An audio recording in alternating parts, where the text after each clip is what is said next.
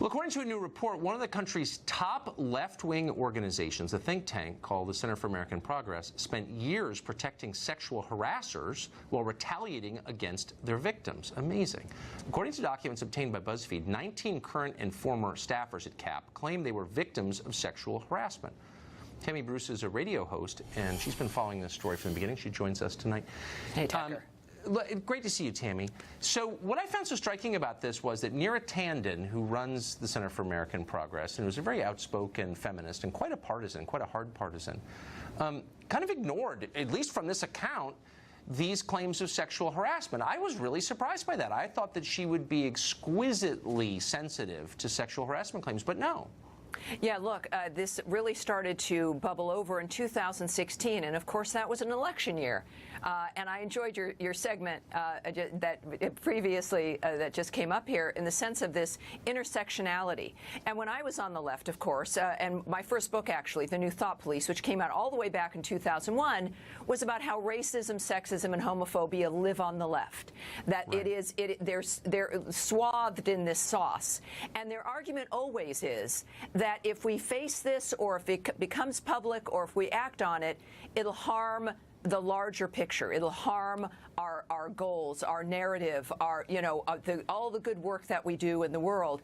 And so and we saw this in Hollywood, right, with Weinstein, that if you say no or if you push back, you will do damage to too many people. Most liberals are brought up with this kind of mentality, and so there's silence. And I think it becomes a habit after a period of time.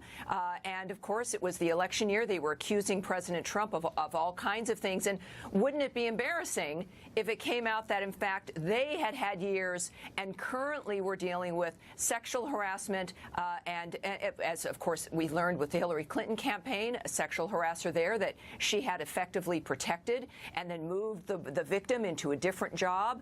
You know, this is up to this moment right now, and interestingly enough, they still point a finger at Donald Trump when it's becoming apparent that it's their issue exclusively. That's so interesting. Wise people know how flawed they are, and they proceed with that knowledge always foremost in mind. I'm screwed up. Before I judge, keep that in mind. I feel like a lot of people, the activists on the left, not all lefties, but the activists, kind of proceed in the certainty that they're morally superior, and that no evidence changes their mind about that.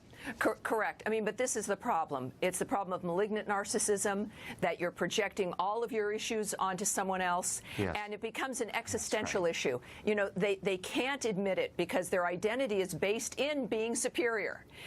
And when that is threatened, then it ruins their entire foundation. And for the left, of course, they also use it to manipulate people.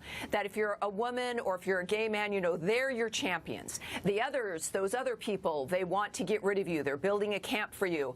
When, again, the heartbreaking reality is, for me as a feminist and as a gay woman, is that the damage is being done by those people who say they are our champions, while they continue to try to malign and besmirch the people whose policies, in particular, of course, President Trump's policies, the conservative policies that allow individuals to be personally empowered and individually free and financially independent, those are the people that get besmirched, when those are the policies that improve people's lives. You are a very deep person. You're not your average TV person, Tammy, and I appreciate that. It's great to see you. Thank you. Really I appreciate it. Thanks, Tucker.